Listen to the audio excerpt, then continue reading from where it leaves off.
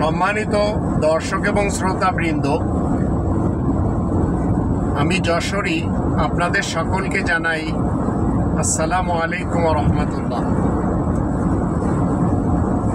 আমাদের দেশে যারা রিবাখোর রয়েছেন,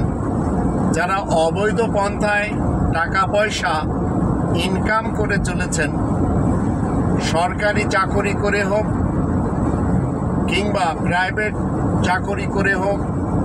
অথবা অন্য উপায়ে, মনে রাখবেন আপনার যে ধার্য করা বেতন রয়েছে সেটি আপনার জন্য বৈধ।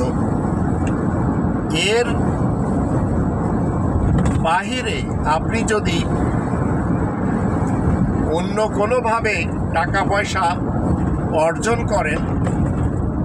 আর সেই টাকা পয়সা অর্জন করে আপনি ছাগলের মাংস কিনে খাচ্ছেন, গরুর মাংস কিনে খাচ্ছেন, পদ্মার ইলিশ কিনে খাচ্ছেন,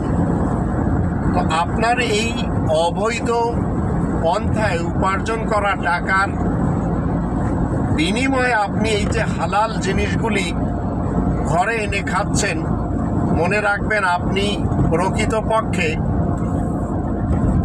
শূকরের মাংস খাওয়া যেমন হারাম মনে করেন,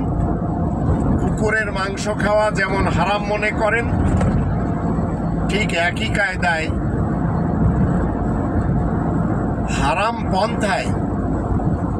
রিবাখোর হয়ে অবৈধভাবে ইনকাম করে আপনি যদি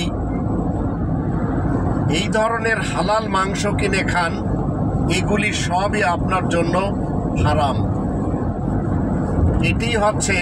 রব্বানি বিধানের শিক্ষা, যদি আপনারা বুঝতে পারেন।